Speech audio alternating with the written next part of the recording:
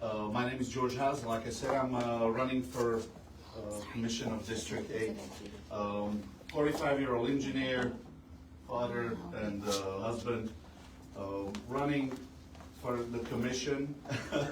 It's kind of, I don't even know what I already said or not. But yeah, the three things that my platform runs on, I got plenty of these, so please come and see me. It's traffic. District 8 is the southern part from I-4 all the way to Econ River. We have definitely inherited a lot of bad traffic. So as an engineer, I'm very well qualified to understand how it works and what needs to be done to unclog that. Next thing is tax waste that really does bother me. Currently, and I'm not trying to knock people down, but currently in our Board of Commission, nobody has business experience, and we have great humanitarians in there, and they do their job very well. Unfortunately, I do believe that we need to have more people with a business background to be able to sit on the board to make sure that the county budget is not treated like an endless ATM and just taxing the people. You can see that the taxes are going up, unfortunately, especially in the district where I'm running for. The taxes keep going up, but the services are not keeping up with that, and that's not fair. And the last part, innovation, I do believe that we can do, well, mainly. The tax savings do not come from mandates and do not come from fluffy words, they come from efficiency. If we improve the efficiency, if we train our people better, give them better tools, they're gonna be able to do the job faster, better, stronger. Therefore, I'm very much for innovation and making sure that we are employing the technologies that are available to us. Also in a government sector, to make sure that we are really going with the times. Super. And one thing very important, District 8, it's basically, it's a new district, correct? Correct. And you'll be like the first commissioner running under, the Orange County newly expanded district structure. Correct. So it's something that we have to, acknowledge. Okay, so it's so important. But I would like to also give you go ahead. You say something? No, I was about to ask you if you can repeat the end of your question, because there was like 4 different things that were very important. You got it. There was family. It was how will you pursue to improve opportunities for entrepreneurs, small businesses, and working families? So, District 8 in particular is very affluent. It's highly educated, highly paid, very new, upcoming area, great schools. The services do not match up that. It's a very vibrant community. Speaking of that, 50% Hispanic, so no longer minority, right? Majority.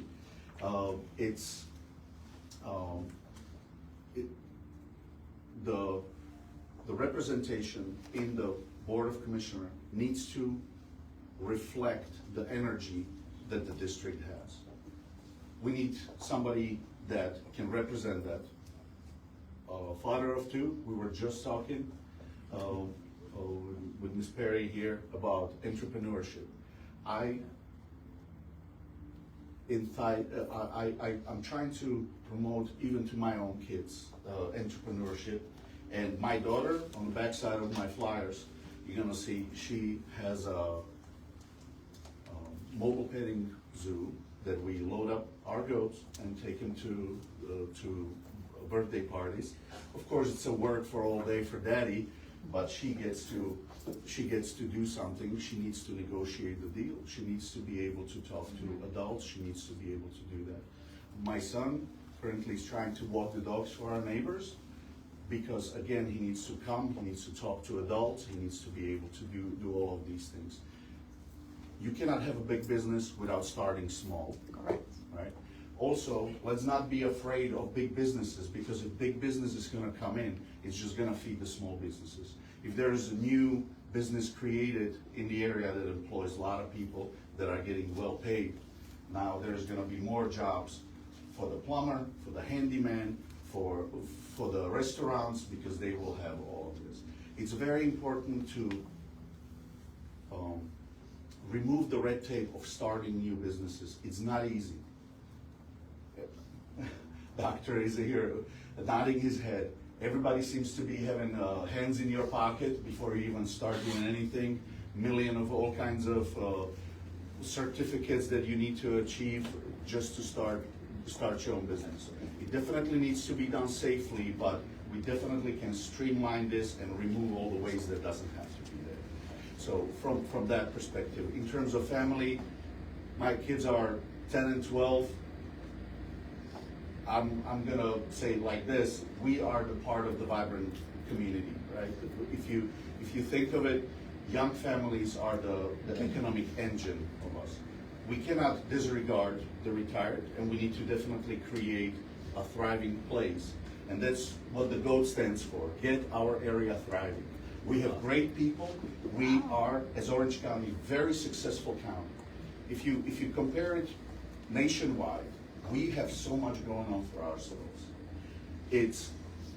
We cannot stop, we cannot slow down in terms of development. We need to be able to keep up with it, otherwise we're gonna push ourselves out of our own place. So, from that perspective. I think you answered our second question. Basically, I was gonna ask you, what was your plan to attract responsible investment and create quality jobs while ensuring that the existing local and minority-owned business are not displaced or excluded from new economic opportunities.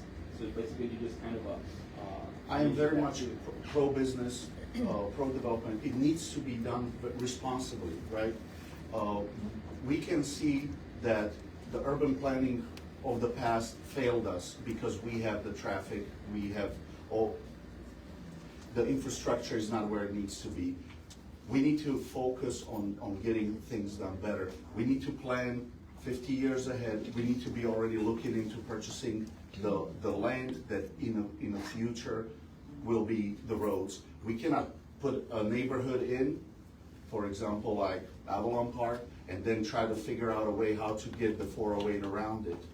All that had to be done is allocate a 100-yard corridor, and then the road could have been taken care of, internet could have been brought in. Now we can talk about all the amenities that come with a modern lifestyle that would be done. Being an engineer, coming into this political arena from a completely different place, it's very hard for me a lot of times driving, and I was like, I can see the solution. Why did somebody not already taking care of that? That's why I'm running. Thank you very much. Any other? Let's do just one more question, but I think you kind of answered two. Yes. And it's the one says, how would you improve the county's zoning, permitting, and development review processes while still protecting neighborhoods, infrastructure, capacity, and the public interest? That is a very, very good question, and finally a good question, because I've been to so many forums where they were asking me about things of a different matter. No, this is a very, very important question. You cannot stop progress. There is no way we can stop progress. We cannot be sticking our head in the sand and pretending like it's not happening. The future is coming, and the only thing we can do is live with it responsibly. We cannot be hiding from it. We cannot be denying it. We cannot be stopping it.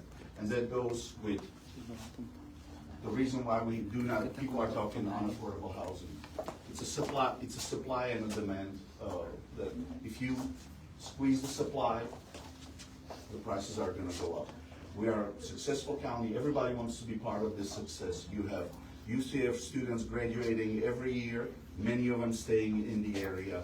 We are attracting young talent. We're attracting old talent into the area that come and wants to be part of the success here, because we are successful. So many, it's not only the travel. We have Lockheed Martin, L3 Harris, big engineering companies, Siemens, Mitsubishi, right? We have a lot of great industry in here. And it is very important to understand that we are successful and it's gonna come to us. In regards to attracting new business, again, I'm very much pro small business to make sure you cannot have a big business without starting small. The big businesses, attracting them, we have, for example, Visit Orlando is plugged into the communities all around the U.S. and even abroad that is making marketing for Orlando area, and therefore we need to partner up with them and show the pool of talent that we have and all that we can offer and try to attract more business. For example, manufacturing, although we have a lot of all kinds of businesses, manufacturing is on the smaller side, to create that pool, because there is so many people with the talent that would be perfect for that, but they have no realization. And that's when these people are trying to leave. So having a diverse place, and let's face it, my kids are 10 and 12. By the time they're gonna be 20, I wanna make sure that they can get great education, they're gonna be able to get great jobs, and be able to afford houses from this. Currently, as I mentioned, I work in an engineering company by UCF called Siemens Energy. We make the light bulb shine, that's our job. And I'm currently teaching a lot of young engineers as they come straight out of school, how to integrate into our company, how our business works and so forth. We have these bright young people that are making good money straight out of college, but they still cannot afford to buy a house unless they have two incomes. That shouldn't be that way, right? We need to create a place where everybody is able to find their home and be able to thrive in it. And again, get our area thriving, the GOAT. Thank you very much.